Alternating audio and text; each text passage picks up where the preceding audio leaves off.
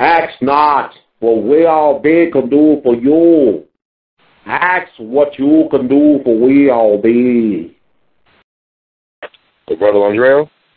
Yeah, yeah. All right, great, man. We all be. It's an honor to have on a very special young man doing something that's very extraordinary. He's actually running from Atlanta to Ferguson in honor of Brother Mike Brown to raise awareness. I believe it's called the Run for Justice. Without further ado, I'd like to have the brother explain himself and what's going on with that. How you doing tonight, sir? I'm good.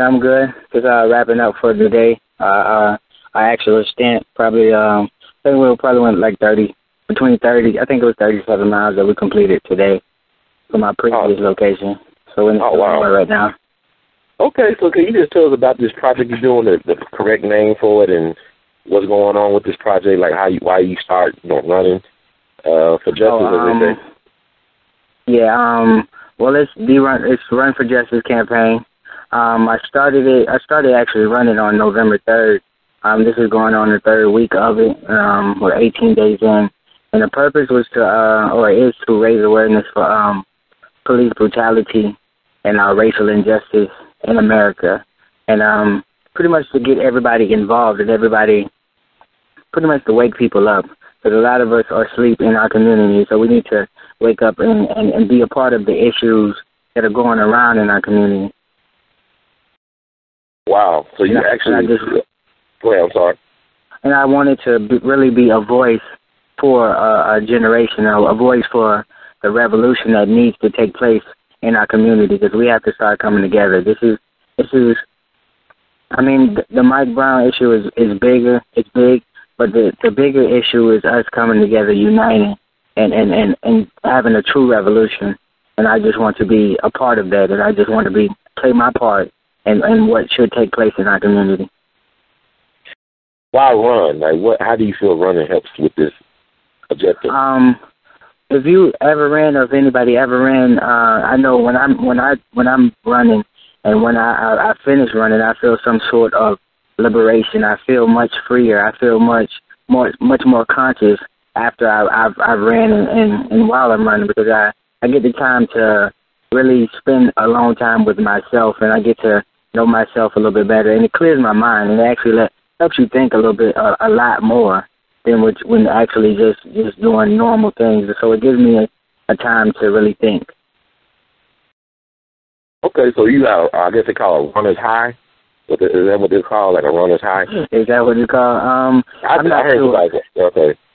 Oh yeah, but yeah, I guess it is that. I know I feel like like I said, some sort of. I feel liberated when I'm running. I feel so much more free, and I'm able to think clear and think more precise.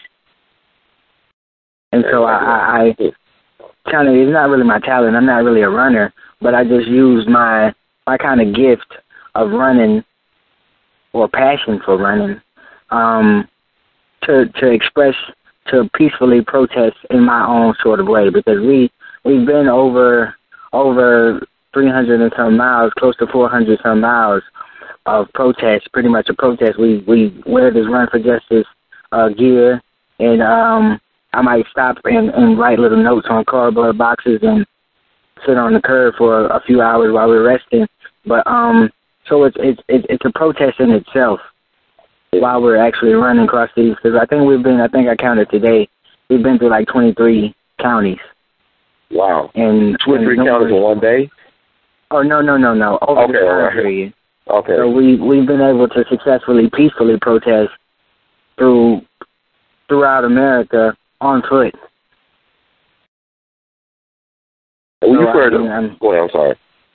I mean that's a feat in itself, because we're always considered to be violent, and when we protest, it's always violent. But this is in its instance, or as well as there's many instances going around where we're peacefully protesting. But this is just one of the ways that we can peacefully protest. I know you said we, so you got a team of people running with you, or who's the we? I have a partner running with me, one of my business partners for the nonprofit, who's actually the main sponsor for it. His name is Ray Mills, and the foundation is the Flaw Foundation, the nonprofit, and he's running with me. we had a cameraman at the beginning, but they didn't really. We had a cameraman and a driver, but the cameraman didn't really see fit towards the vision, and so we don't have a cameraman anymore. So it's just me, him, and the driver. So how y'all documenting? Like, how is it being documented? The revolution would not be televised. It has to be, and it has to be live for people to. And I was just talking to my partner the other day when we lost the camera guy. I was telling him that it's fate because we've been trying to get people to join along us with it, but it has to be live. It's not going to be something that somebody can go back and watch and be inspired by.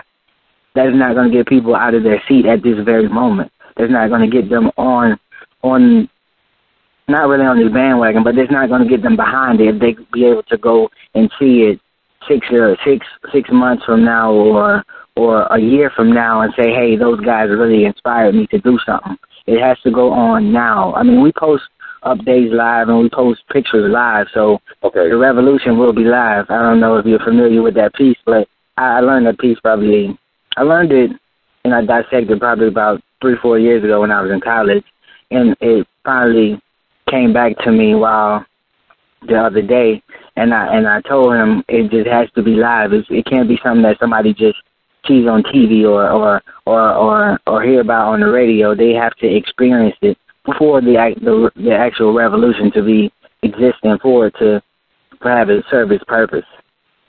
And what has been the response to people when they see you all running? What has been the response? They've been amazed at where we came from, because every time even when we were in like northern Georgia, they were like, you guys came from Atlanta this far? And so every time we go to a different city, every time we stop and talk to people, they're always amazed by how far we've came on foot. And we walk, when we stop and we walk, we limping, and people look at us strange and ask about the shirts, and they just wanted to know, what are we doing? Because most of the people are Caucasian. We've been running through a lot of red states and Confederate states, or once Confederate states, but a lot of red states. So we don't see many. We haven't ran through many urban communities except probably Chattanooga. It was the most urban community that we ran through. Let me ask you, were you ever in fear of your lives running through these red states or areas of predominantly white people? Well, not me. What you're running about. Yeah. Speaking for myself, not me. I believe I'm a strong believer in my energy is not. I don't give those type of things that type of energy, and I can't say I'm not afraid of. I'm not afraid of dying, and I'm not afraid because I knew when I do this, I'm willing to sacrifice my life. I'm willing to sacrifice my well-being for this very moment. And so fear of somebody taking my life was never crossed my mind enough for me to fear it, enough to me to hold back on anything. So has the white people, anybody been contrarian to what y'all doing, or overall they been very supportive? I mean, they give us looks like, what is running on us all, and I know when we were in northern Georgia, a guy, he stopped, he had on like the Confederate bandana, and I was speaking to the cashier, and I was telling him the story, and he was doing something by the cash register, and he just started to get red, and I know he was infuriated and furious about it, but I mean, I really don't give those things the type of energy, because I know my purpose in life, and I know my purpose in doing this, and I'm not racist by far, but I just don't give those things the type of energy. And what are the plans to once you get to Ferguson? Like, do you have an exact date that you plan on being in Ferguson? We're supposed to arrive. We will be there by this Sunday, and it's kind of a coincidence, ironic that the decision will be probably announced on Sunday. So it's all perfect timing. It's all with the university's timing with this, because we had initially planned to reach there by this Sunday, and so you have it. The announcement will be made by this Sunday. So we're going to be walking into or running into a war zone, I think, but it comes with the territory when you want to change the world. So, and that's what I believe my purpose is in changing the world. So when we get there, we want to organize. We want to get organized with the people who are there and protest. And initially, my goals weren't met for the actual monetary amount. I planned on raising $1 million, but again, everything goes with the university timing and God's timing. So, I mean, we'll continue to do runs and we'll continue to do protests in order to raise money for this purpose. So this is not the end. Even with an indictment, it's not the end. So we'll continue to run. I want to host a couple Run for Justice events in Ferguson and in St. Louis as the year as this year concludes and as next year goes on. So we just have a lot of plans of just organizing people and getting people involved in their community, in our community. Okay. So do you plan to run back to Atlanta, or y'all? No, I'm not running. I'm not running back. I am not running back to Atlanta. I heard that. What about the weather? Well, how has the weather been? I know in the Ferguson and St. Louis area it's been snowing, or it's got snow on the ground. It's been snowing up here. It snowed on Saturday and Sunday. Well, it snowed on. It rained on Saturday, snowed on Sunday and Monday morning.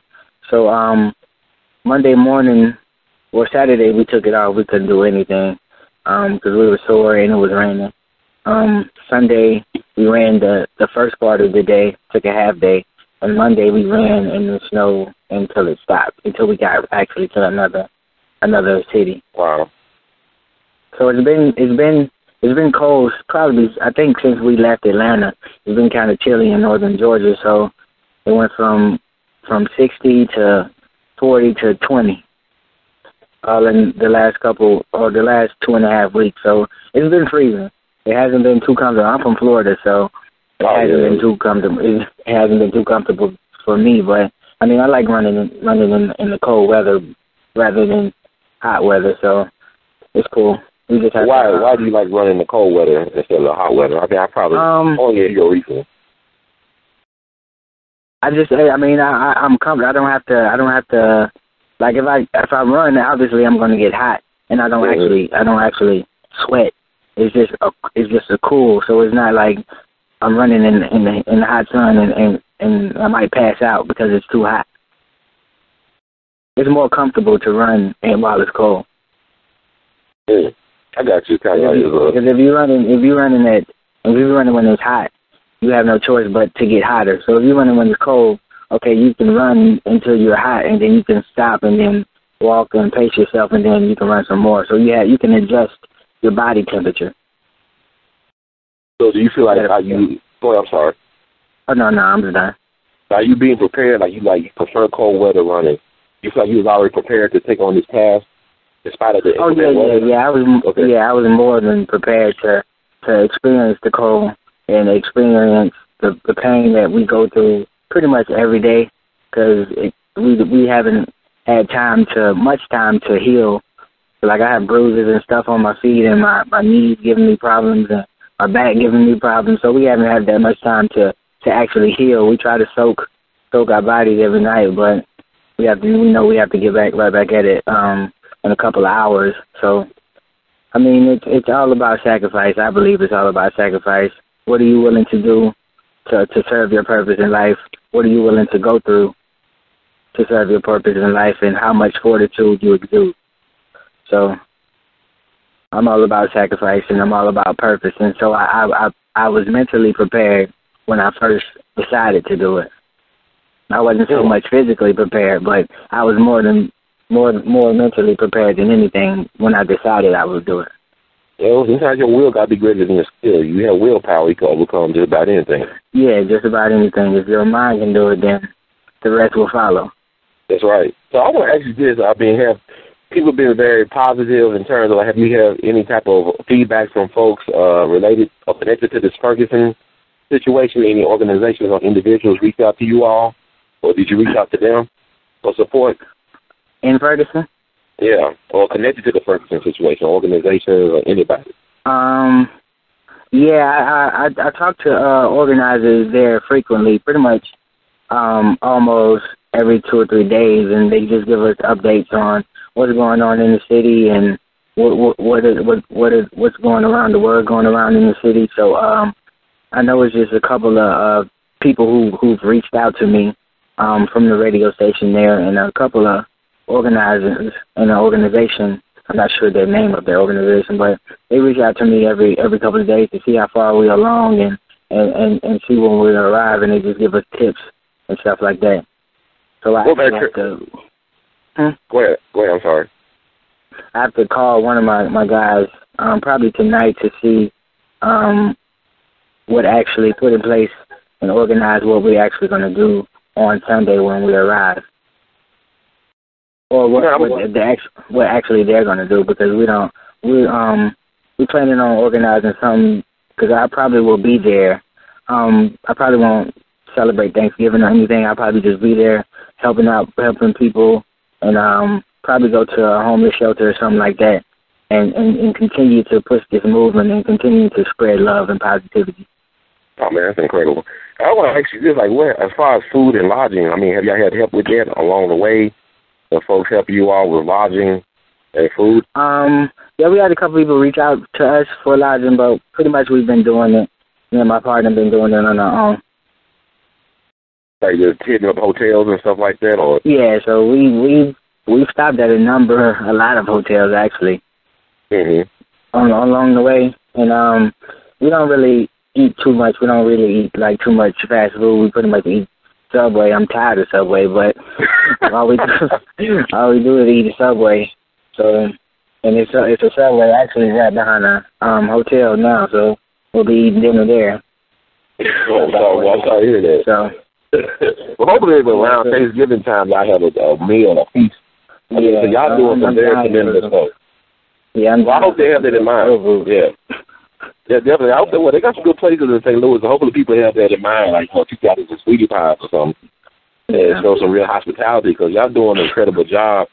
And I just want to ask you this as well. I'll wrap it up real soon.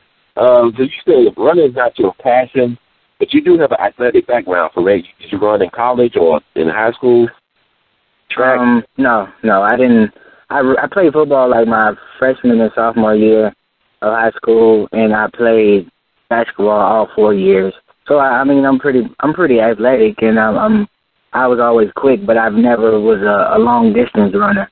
I've always pretty much been a sprinter from playing just football, but I never knew I could run over 5 miles until I ran. When I was training for this, every other night I probably run 10 and 12 miles, and my trainer was like, "You should have ran cross country, because regular people just don't go out and run 10 miles in 2 hours just for fun."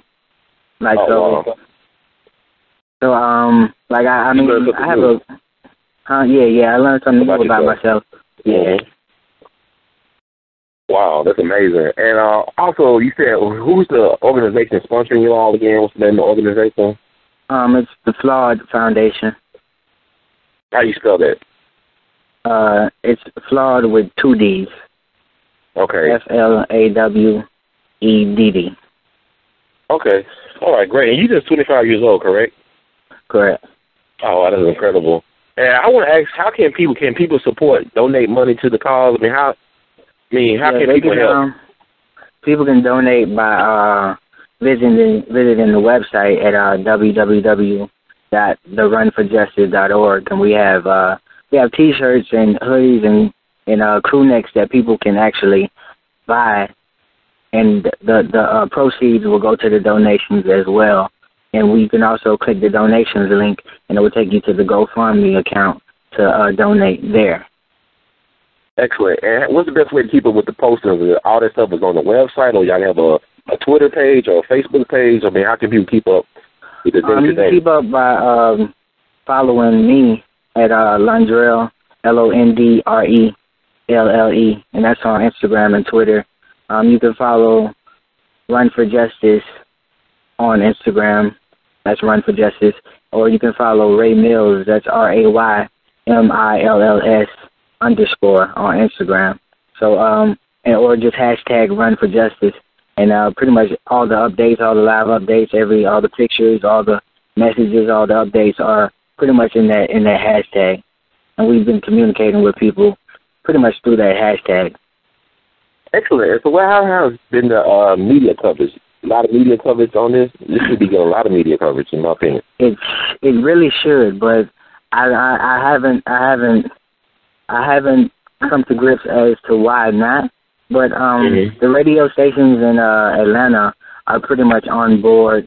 Both V103 and Streets 94, 5, they're on board.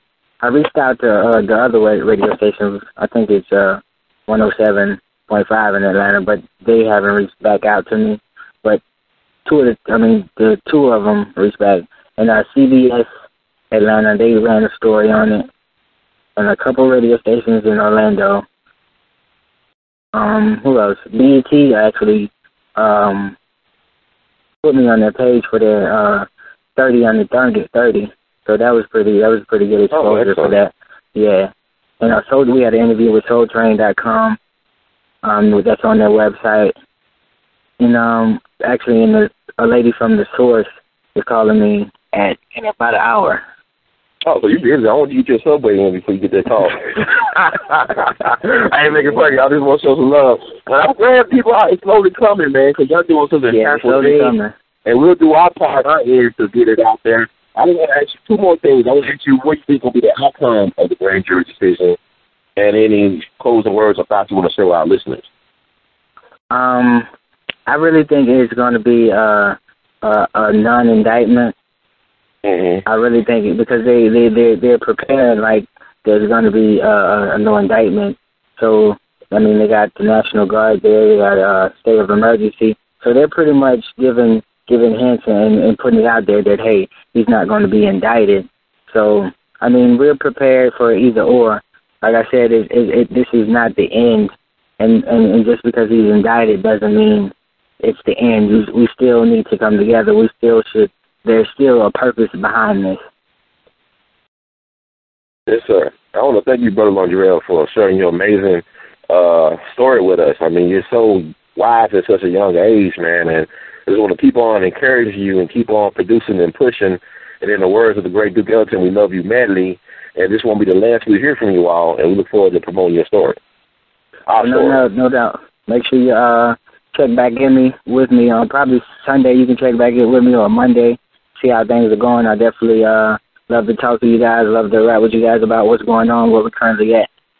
I'll definitely do that. And also, this is your first time going to Ferguson, correct? Yeah, this is my first time. I wanted to go there in the beginning, but, I mean, there's a perfect time and there. I mean, I know God he knew I wasn't ready for that. He was preparing me for something greater. And I always ask for guidance, and I always ask for just pretty much guidance to for my next move in life, and this was the next move in life. So this is my first time going there, and I'm just happy people are in support of the campaign, or something positive coming out of the Black community. Excellent, man. We're gonna keep on promoting you and supporting you, and keep you in our thoughts and prayers, because you are a true marathon man for justice. You take care of yourself, and rest well, and do good things. All right, man. Appreciate it. Appreciate it. Peace and love.